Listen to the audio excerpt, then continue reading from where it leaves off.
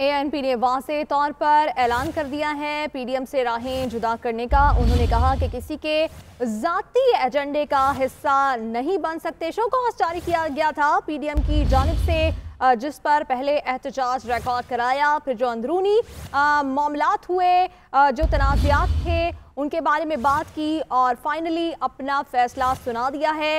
ANP अब PDM इत्तेहाद का हिस्सा नहीं रही है। अमीर हैदर होती ने ये ऐलान कर दिया है।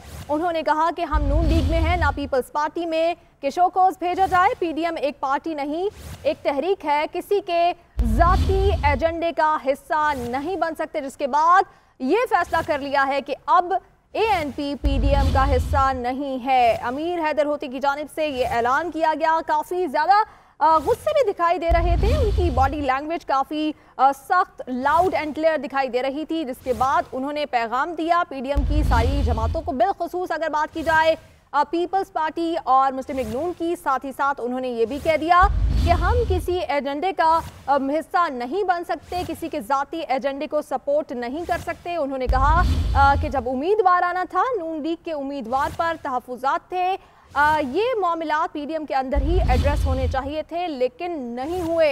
अब एएनपी की जानिब से ये फैसला सामने आ गया है कि एएनपी पीडीएम का हिस्सा नहीं है। आम खबर से आपको आगाह कर रहे हैं, पीडीएम एक बार फिर से टूट फूट का शिकार दिखाई दे रही है। इससे पहले हमने देखा कि कुछ रंजिशें हुई मुस्लिम लीग नून और पीपल्स पार्टी में, दोनों के रहनुमाओं की जानिब से सख्त स्टेटमेंट सामने आई और अब एएनपी ने अपना मौक़िफ़ वाज़ेह तौर पर अवाम के सामने रख दिया है कि ये एएनपी पीडीएम का हिस्सा नहीं है। इससे पहले आज एक अहम मुलाकात भी हुई थी यूसुफ रज़ा गिलानी से मुस्लिम लीग नून की, लेकिन उसमें ये बातें सामने आई थी कि शायद इस इत्तेहाद को जारी रखा जाएगा, क्योंकि ऑपोजिशन जो है वो अवाम के लिए फैसला करना चाह रही थी कि वो इकट्ठी रहे। इस वक्त जिन चैलेंजेस का सामना है अवाम को, बिलखुसूस अगर बात की जाए महंगाई की, उसकी वजह से ऑपोजिशन अपना ये इत्तेहाद जो है वो बरकरार रखना चाहती थी, लेकिन अब यह अहम फैसला, ये बड़ा फैसला कर लिया गया है एएनपी की जानिब से। एएनपी ने पीडीएम से राहें जुदा कर ली। इससे पहले भी पीडीएम का मुस्तकबिल कोई ज़्यादा रोशन दिखाई नहीं दे रहा था, स्पेशली अगर बात की जाए जब से यूसुफ रज़ा गिलानी ऑपोजिशन लीडर बने हैं। इसी पर बात करेंगे। सीनियर जर्नलिस्ट आरिफ हमीद भट्टी साहब ने हमें ज्वाइन कर लिया है। आरिफ हमीद भट्टी साहब, वैसे तो ये कोई नई बात नहीं है कि पीडीएम टूट फूट का शिकार है, लेकिन एएनपी ने आगे आके वाज़ेह तौर पर ऐलान कर दिया है कि वो पीडीएम का हिस्सा नहीं है। देखिए, ये जब डेमोक्रेटिक अलायंस बना था तो अननेचुरल था। दरअसल अपने केस खत्म, पीडीएम बनी इसके लिए थी कि अपने केस खत्म किए जाए। लेकिन मेरी रात आसफ अली जरदारी साहब के नहायत करीबी दोस्त से बात हुई तो वो कह रहे हैं ये हेडमास्टर बन के मरियम नवाज चलाना चाह रही है, तो हम इससे नहीं करेंगे। तो एएनपी ने भी वाज़ेह तौर पे कह दिया था कि हम आपकी डिक्टेशन नहीं लेंगे, कि इत्तेहाद है, हम आपकी जमात के डिसिप्लिन के पाबंद नहीं है। तो शो काज आप देने वाले होते कौन है, और ऑफिशियली आप दे भी नहीं सकते। तो जिस पर एएनपी पहले दिन से इनसे नाला थी, और मेरी इत्तला है कि जो आसफ अली जरदारी अपना करा रहे हैं वो एक चार्ज शीट होगी मौलाना फजल रहमान और मरियम नवाज के बारे में, और इनका मजीद इत्तेहादी लोग टूट जाएंगे, क्योंकि मरियम के लिए भी आगे एनआरओ को जो रास्ता है वो बंद होता जा रहा है। आरिफ हमीद भट्टी साहब, आपको क्या लगता है कि जिसने जहां से शो कॉज जारी हुआ है, किसने ये फैसला किया गया होगा? क्या मौलाना फजल रहमान, मरियम नवाज ने गो अहेड दिया होगा? और अगर दिया है तो फिर तो उन्होंने खुद से ही पीडीएम को खत्म कर दिया। देखिए, शाहिद खान वासी वाइस प्रेसिडेंट और सीनियर वाइस प्रेसिडेंट राजा अशरफ साहब हैं, तो ये दे ही नहीं सकते थे। ये जो दिया है इन्होंने, मेरी मौलाना साहब से भी कल बात हुई है, उन्होंने कहा इनसे तो मुझसे पूछा भी नहीं, और शो का बनता भी नहीं था। जब इत्तेहाद हो तो एक दूसरे के डिसिप्लिन के पाबंद नहीं होते। ये इनके अपने वर्कर नहीं है कि जिससे जो मर्जी कर ले। तो ये एक मेरा ख्याल है नेचुरल बात थी कि ये एक मुफादात के लिए इत्तेहाद था, अपने केस खत्म करवाने के लिए बना था। जब इनके नाकाम हो गई पीडीएम की जो मूवमेंट थी कि पहले इमरान खान से इस्तीफा मांगना है, फिर खुद इस्तीफे देने हैं, फिर बल्दियाती इलेक्शन में नहीं जाना, सेनेट में नहीं जाना, पे दर पे नाकामियों के बाद मेरा ख्याल है इसका फ्यूचर यही था, और ये मजीद टूटेंगे। और पीपल्स पार्टी आने वाले दिनों में जो शख्स को नवाज शरीफ ने बाहर भेजा था ताकतवर हल्के का, उनका नाम भी लेगी। आरिफ हमीद भट्टी साहब, आपको नहीं लगता कि ये जो कॉज थी इनकी कि हम अवाम के लिए इकट्ठे हुए हैं, अवाम का मुकदमा लड़ेंगे, महंगाई का सामना है और बहुत सारे चैलेंजेस हैं, उस कॉज को बहुत नुकसान पहुंचाया है ऑपोजिशन ने खुद ही। इस वक्त अवाम घर पे बैठ के यकीनन इन तमाम ही सियासी जमातों से मायूस दिखाई दे रहे होंगे। देखिए, अवाम का पहले दिन से रोल नहीं था। इसी अवाम को 3-3 दफा ये मुसल्लत रहे, इसी को लूटा। जो मकरूज है उनमें इनका भी बहुत ज्यादा हिस्सा है। असल केस था पीपल्स पार्टी और नून लीग की दोनों की क़यादत पे क्रिमिनल केस थे। जरदारी की डील हो चुकी है, उसके एनआरओ मिल चुका है। जब से पीडीएम बनी है पीपल्स पार्टी का एक शख्स भी नहीं पकड़ा गया। तो नून लीग डील की मुंतजर है। तो ना अवाम का इशू था, ना अवाम के जो लड़ रहे थे, ना महंगाई इनका इशू था। असल था कि अपने जो केसेस हैं करप्शन के मुबैना, उनसे छुटकारा हो। वो जब नहीं हुआ तो आपस में फटने। और मेरा ख्याल है आइंदा फ्यूचर आप देखेंगे कि संगीन इल्जाम पीपल्स पार्टी और नून लीग एक दूसरे पे लगाएंगे। आरिफ हमीद भट्टी साहब, वैसे तो आप अभी इस बात का इजहार भी कर दिया, लेकिन आपको कोई उम्मीद बची है कि ये इत्तेहाद बरकरार रह सके या कुछ कर सकें या अपोजिशन के रूप में सामने आ सकें, या अब टाइम फिर समझें इस किस्से को? देखिए, ये इत्तेहाद दोबारा सिर्फ इस सूरत में बन सकता है जो चंद दिन पहले वज़ीर-ए-आज़म इमरान खान ने बयान दिया था कि आसफ अली जरदारी का स्विस केस खोल सकते हैं। जिस दिन आसफ अली जरदारी का, क्योंकि ताकतवर हल्के उन्हें ये बहाने करा चुके हैं कि पीपल्स पार्टी के खिलाफ नहीं केस खोलेगा। अगर इन्होंने केस खोलने की कोशिश की पीपल्स पार्टी के खिलाफ, तो फिर ये जो आजकल सोतनों की तरह लड़ रहे हैं फिर दोबारा इकट्ठे हो सकते हैं। मैं ये नहीं समझता कि नहीं होंगे। माजी में भी ये 10 दफा लड़ चुके हैं। मिसाक जमहूरियत की कई दफा लड़ चुके हैं। आसफ अली जरदारी को 11 साल इसी नवाज शरीफ ने अरेस्ट किया, इनकी जुबान काटी, एक पूरी हिस्ट्री। और आसफ अली जरदारी ने नून लीग को नासूर कहा था, नवाज शरीफ को धरती का नासूर कहा था अगर इनका साथ दूंगा। तो लिहाजा ये मफादात का खेल है, ये फिर किसी दोबारा शुरू हो सकते हैं। आरिफ हमीद भट्टी साहब, ये भी बताइए कि ये जो इत्तेहाद अब तकरीबन टूट ही चुका है, इसका नुकसान आपको क्या लगता है कि किस सियासी जमात को सबसे ज्यादा हुआ है? इसमें लूजर सिर्फ और सिर्फ नून लीग है। क्योंकि देखें, मौलाना फजल रहमान के पास तो आगे कुछ नहीं था, 2 सीटें थी, उनके पास क्या था। तो ये समझ रहे थे कि पीपल्स पार्टी को हाईजैक कर लेगी। वही जुल्फकार अली भट्टो जिसको नवाज शरीफ ने फांसी लगवाया और अपने रूहानी उस्ताद ज़ियाउल हक की कब्र पे कहा मैं मिशन जारी रखूंगा, तो उसकी बेटी मरियम नवाज ने जाकर जुल्फकार अली भट्टो की कब्र पे सजदा भी किया और फूल भी निशावर किए।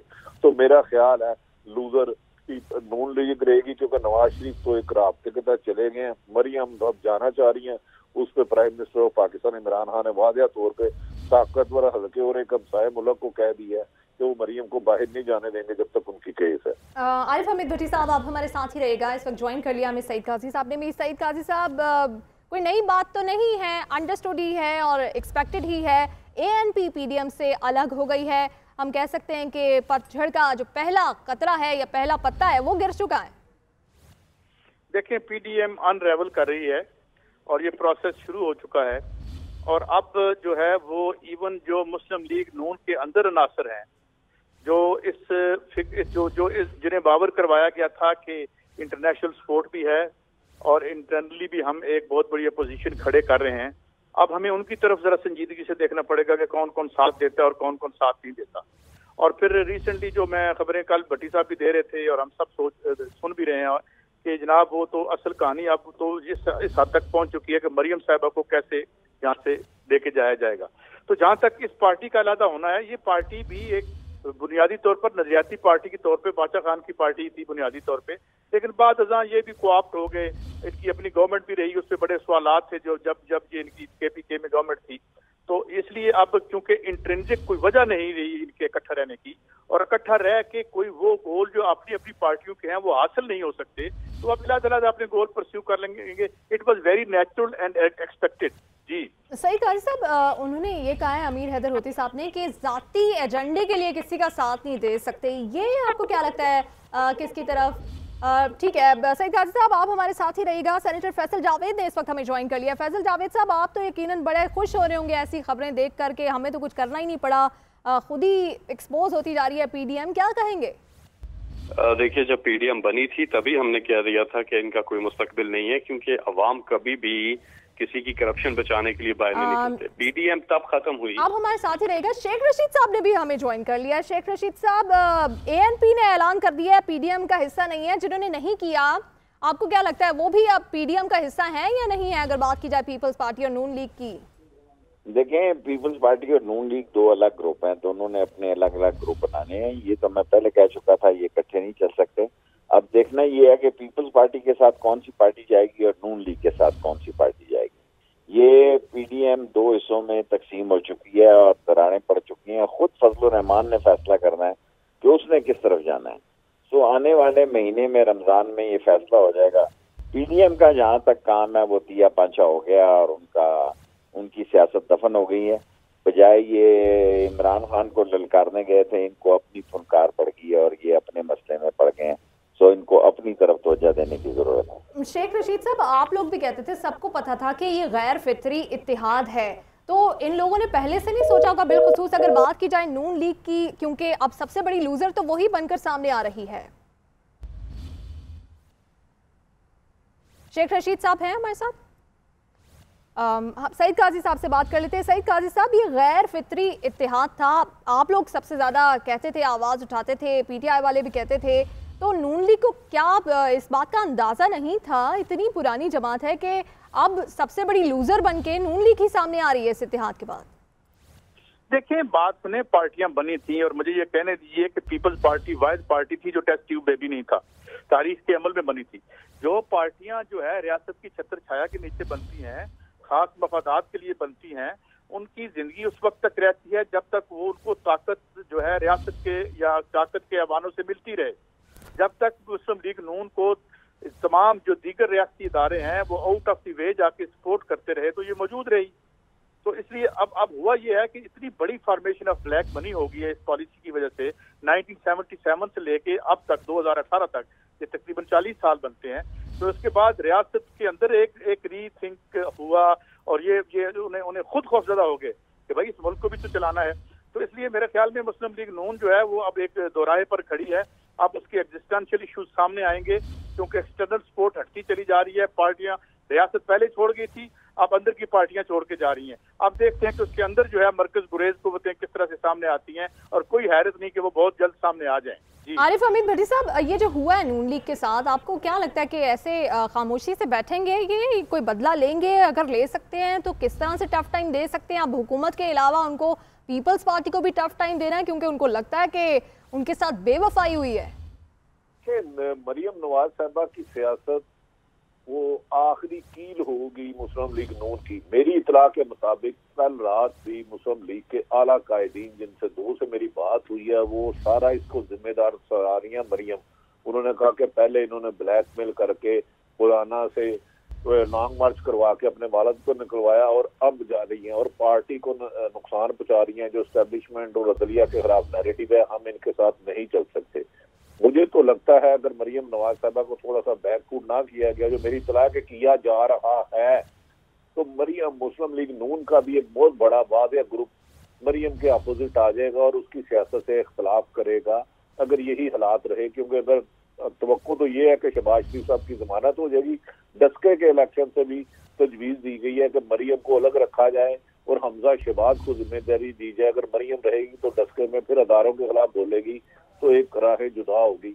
तो मेरा ख्याल है मरियम नवाज खासा नून लीग को डैमेज कर रही है। तो इमरान खान को पहले दिन ही पीडीएम से कोई खतरा नहीं था। खतरा इमरान खान साहब को अपनी कारकर्दगी से है, महंगाई से है, बेरोजगारी से है। हाँ, सबको उसको फोकस करना होगा। आरिफ हमीद भट्टी साहब, आज पीपल्स पार्टी ने कहा है कि जब इनकी नाब में पेशी थी तो इनके अपने लोग चुप थे और हमने इनके हक में आवाज़ उठाई थी और हम तो बड़ा सपोर्ट कर रहे थे, बड़ा अच्छा इतिहाद लेकर चल रहे थे। आपको लगता है कि उनको भी थोड़ा इदराक है कि बहुत सारे नून लीग में ही ऐसे लोग हैं, रहनुमा हैं, जिनकी सपोर्ट हासिल नहीं है मरियम नवाज को? देखें, ये बात तो शहबाज शरीफ 10 दफा अपने बड़े भाई नवाज शरीफ को कह चुके हैं कि मरियम बहुत ज्यादा नुकसान पहुंचा रही है, इसको पीछे रखें। इसके नैरेटिव की वजह से साल में लड़ के हमने कुछ हासिल नहीं किया और सियासी तौर पर भी कमजोर हो रहे हैं। लेकिन मरियम नवाज थोड़ा सा जिद में थी तो इस वजह से है। लेकिन मेरा ख्याल है कि मरियम को अगर बाहर जाने की, जिसकी मेरी इत्तला के मुताबिक वज़ीर-ए-आज़म इमरान खान ने रिफ्यूज कर दिया है, तो मरियम मेरा ख्याल है अब तनहा रह जाएंगी और उनका नैरेटिव पीछे हो जाएगा। शहबाज शरीफ जैसे ही बाहर आते हैं तो उनका रोल ज्यादा अहम हो जाएगा। तो लिहाजा नून लीग को नुकसान पहुंचाने के लिए मरियम खासी मेहनत कर रही है। सईद काजी साहब, अगर हुकूमत की बात की जाए, हुकूमत को इस वक्त सिर्फ एक बात का सबसे ज़्यादा फ़ायदा हो रहा है कि ऑपोजिशन इंतहाई कमज़ोर मिली हुई है और अपने ही झगड़ों में लगी हुई है। बाकी जो चैलेंजेस हुकूमत के सामने हैं वो भी कोई बहुत स्मार्टली उनको हैंडल नहीं कर पा रही।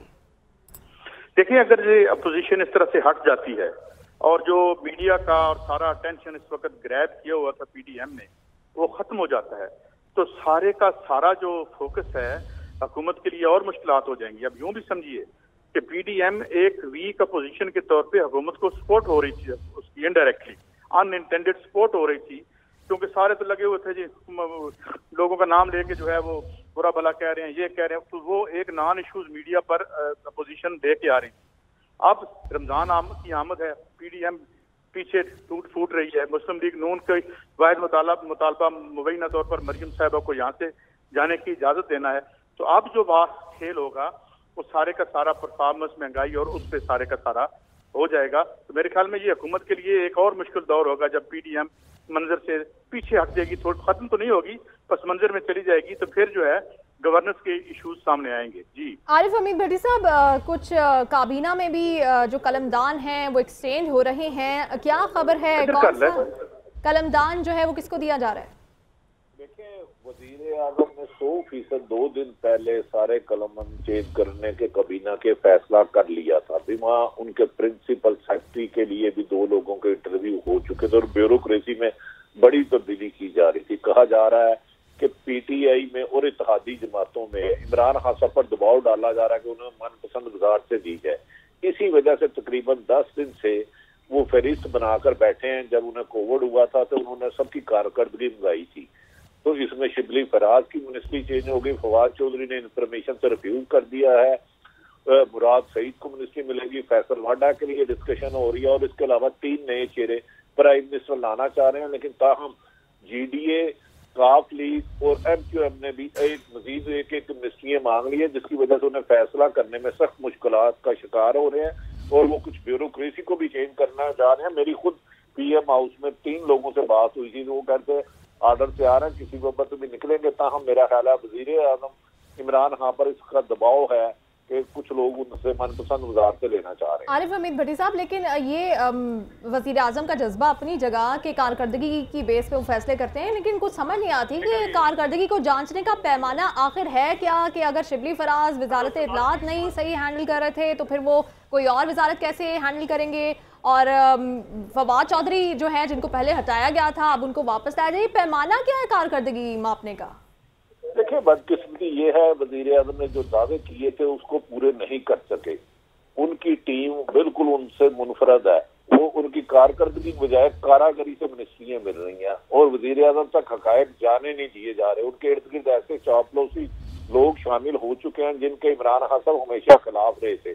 अब अगर आप उनकी काबीना में देखें तो जिन्होंने पीटीआई 23 साल पहले बनाई थी उनमें से कोई भी नहीं है अब उनके हुकूमत के साथी हैं। इमरान खान का विजन का साथी शायद ही कोई हो, कम होंगे यकीनन। तो इस वजह से इमरान खान साहब बेहतर फैसला नहीं कर पा रहे।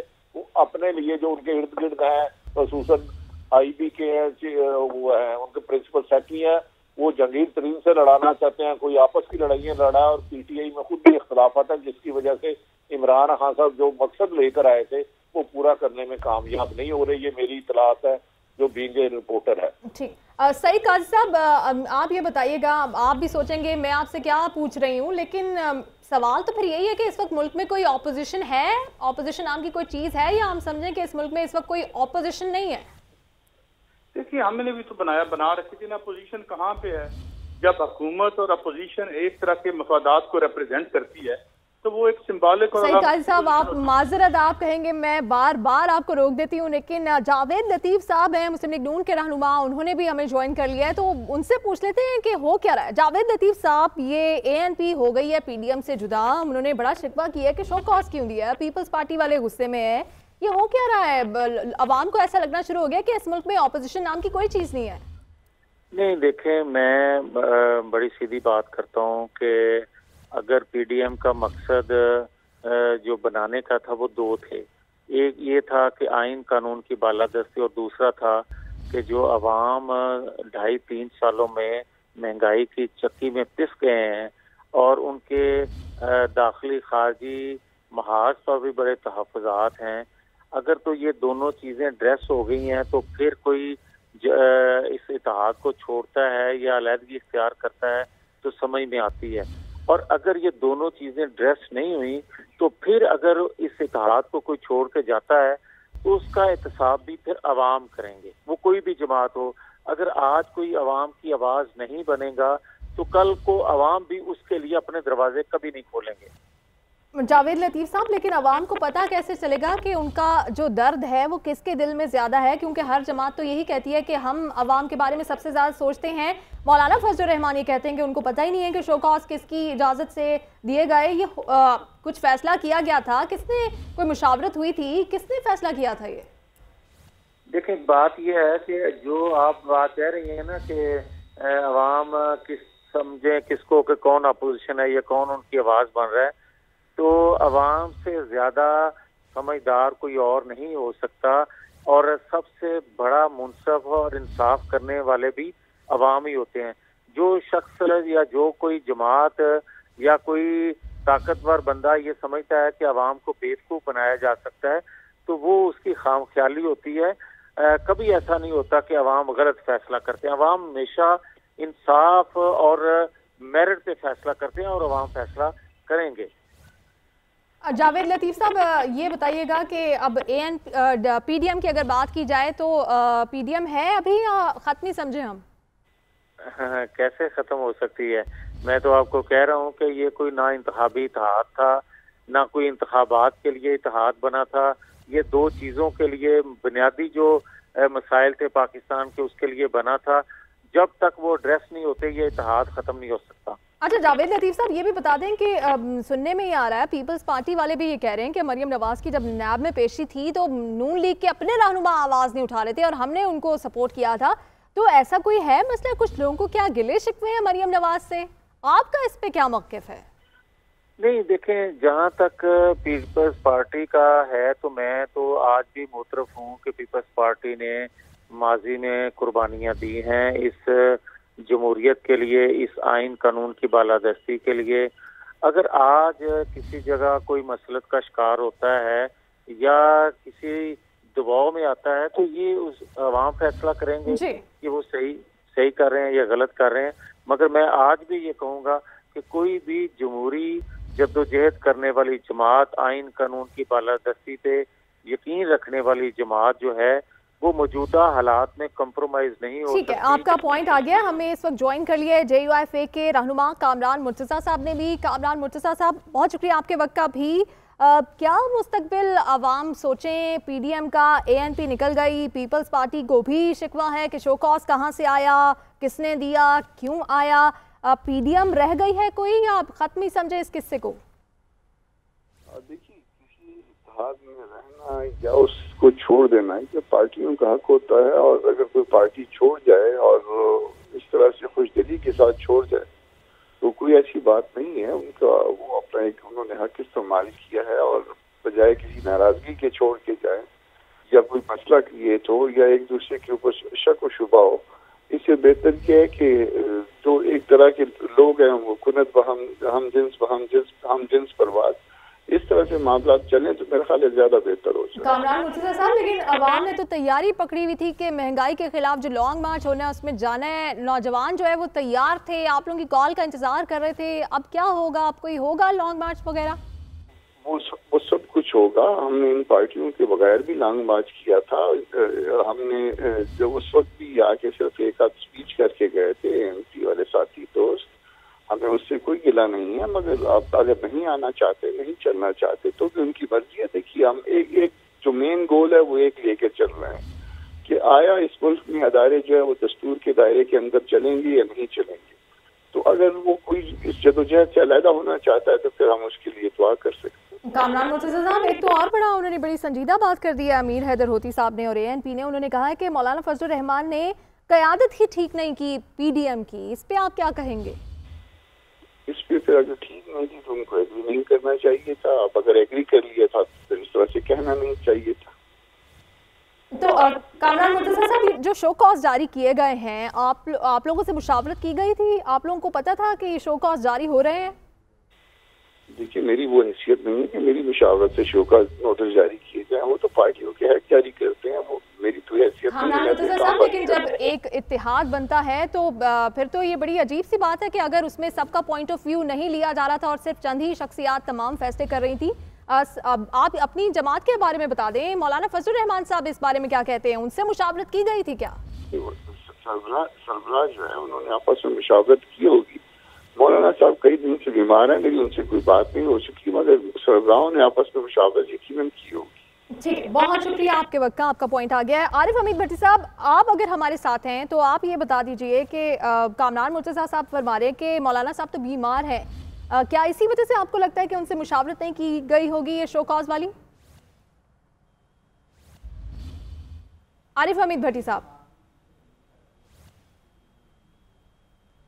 अपने नाज़रीन को आगाह कर रहे हैं इस बड़ी डेवलपमेंट से। एएनपी ने पीडीएम से अपनी राहें जुदा कर ली हैं, पीडीएम से अलग होने का फैसला कर लिया है और बहुत सारी सख्त बातें भी अमीर हैदर होती साहब की जानिब से की गई हैं। उन्होंने पीडीएम के सरबराह पर मौलाना फजलुर रहमान की क़यादत पर भी सवालात उठाए हैं।